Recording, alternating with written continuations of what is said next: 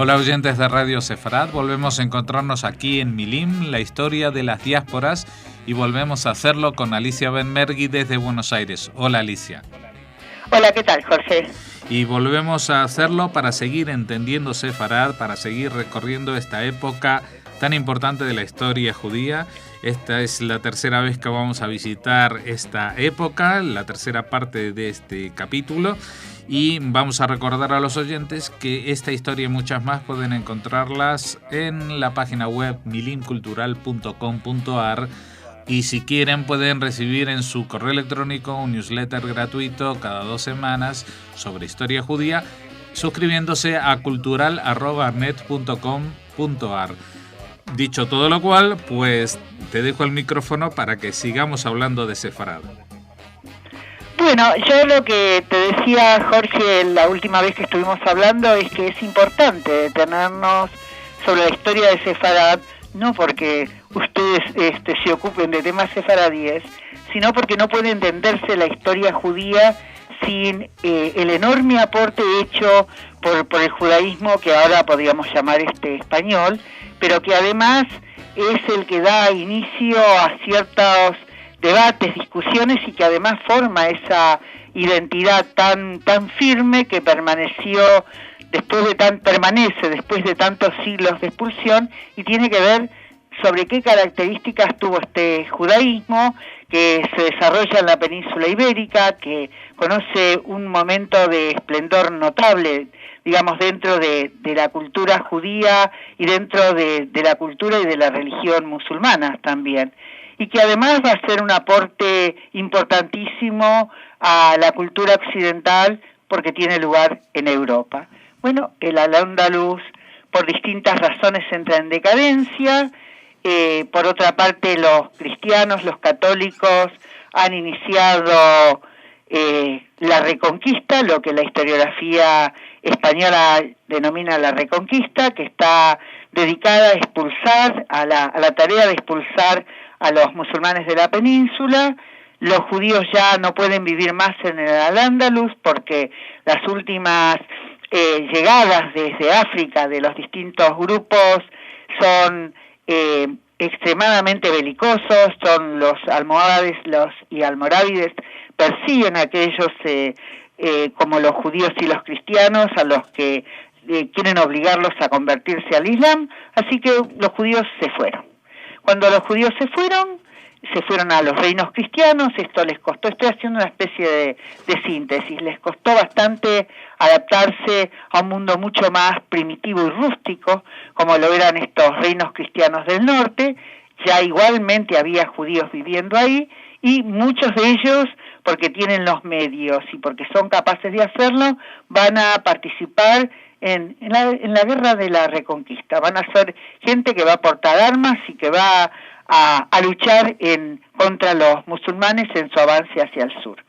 Tienen un aporte muy grande para hacer estos judíos, tienen una cultura mucho más desarrollada, la que adquirieron y heredaron del Al-Ándalus, hablan árabe, tienen conocimientos que esa civilización desarrolló mucho antes y mucho mejor que en ninguna otra parte de Europa, y además muchos han perdido casi todo, pero empiezan su vida de nuevo en esta región de lo que hoy en día es España.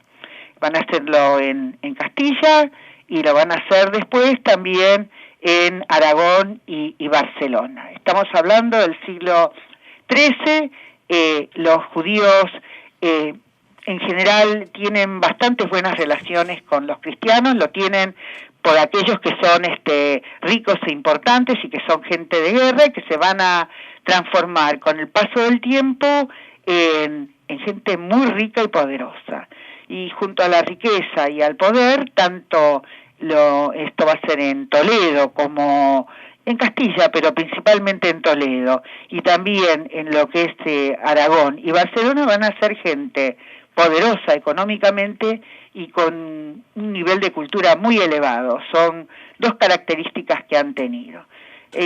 Mucha de la gente que llegó del Al-Ándalus es gente que padeció mucho, que se esforzó mucho, no todos se hicieron ricos inmediatamente, pero bueno, participaron también de lo que se llama, es una especie de empresa de colonización, y los reyes muchas veces los instalaban en lugares que deseaban recuperar o colonizar frente a otros lugares más desarrollados, así que les tocaba pelearla en lugares más difíciles, y sin embargo lo hicieron. Esto también es importante tener en cuenta. Así que vamos a tener una especie de élite.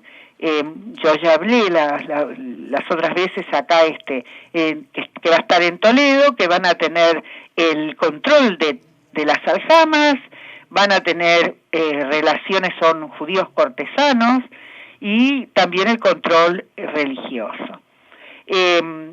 Cuando cuando empieza a entrar en declinación parte de lo que es la Reconquista, estos judíos también van a ver que aumentan sus dificultades, las dificultades en su vida. Por ejemplo, los judíos de Toledo, estamos hablando del siglo XIII, durante los años de la juventud del rey Alfonso X, Alfonso el Sabio, van a tener privilegios, van a ser influyentes económica y financieramente, porque trabajan para el reino y trabajan para el rey.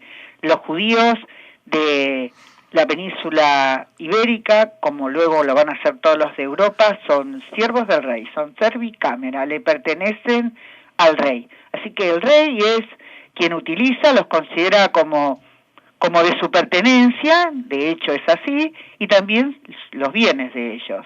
Pero por otro lado, también los reyes los protegen.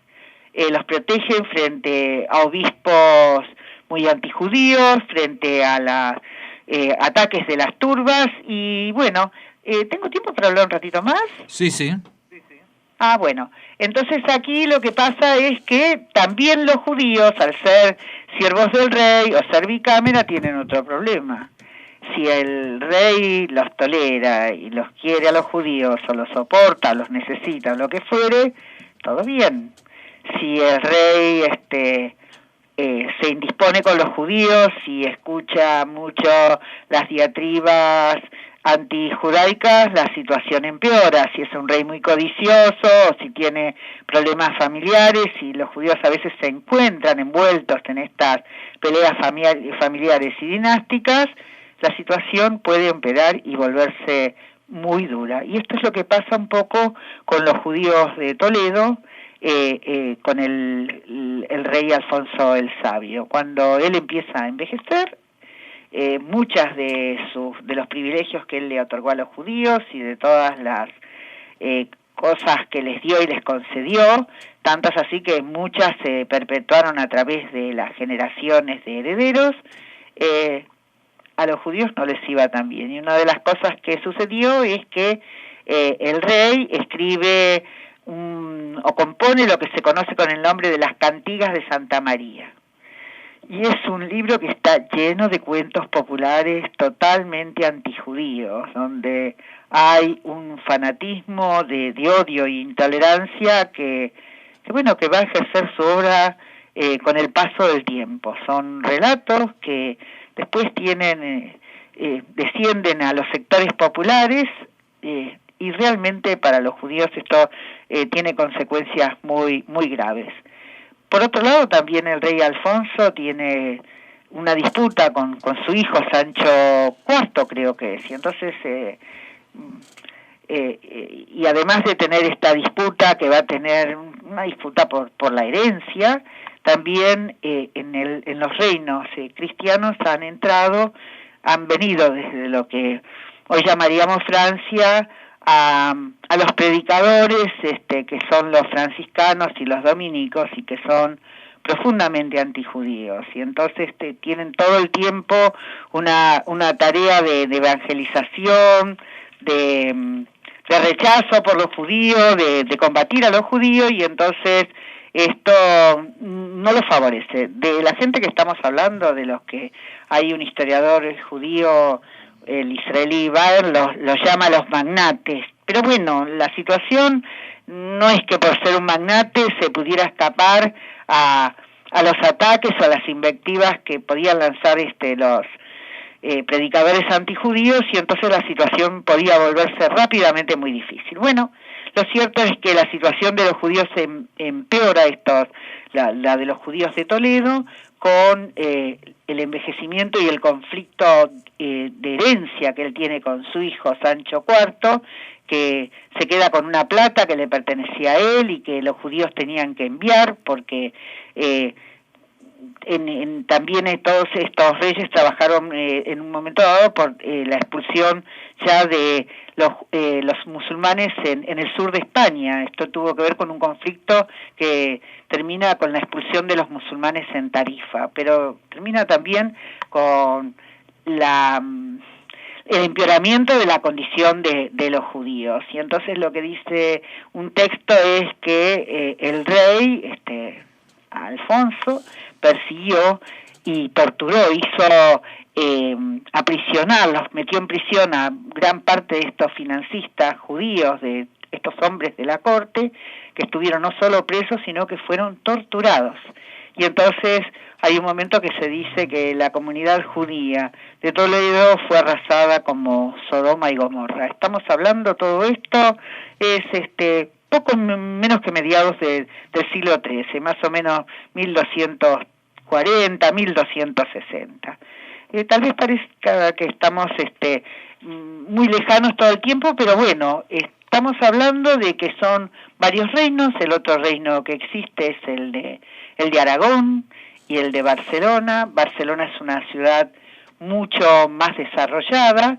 Estos judíos son judíos urbanos, pero también es cierto que los judíos, tanto de Toledo como los judíos de Aragón, tienen tierras, y las tierras que les dan en Aragón son las tierras recién quitadas o conquistadas a los musulmanes, o tierras que ellos deciden, o regiones que deciden desarrollar económicamente. Y entonces a los judíos les otorgan privilegios y les ceden estos lugares para que los judíos se instalen en estos lugares. Una vez, creo que dentro de los programas, lo que yo conté y dije que los judíos fueron un factor colonizador extremadamente importante, y varios historiadores dijeron que a pesar de que se tiene muy poco en cuenta la tarea de los judíos en Europa como para el desarrollo de las ciudades y crecimiento y progreso, los judíos fueron un factor extremadamente importante, que no solamente fueron mercaderes trashumantes, sino que muchos de ellos,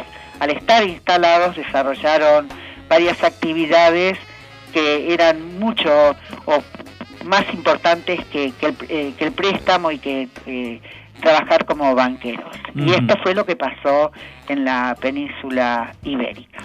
Bueno, ¿te parece, Alicia, que hagamos aquí el paréntesis para seguir a una cuarta parte dentro de 2 semanas?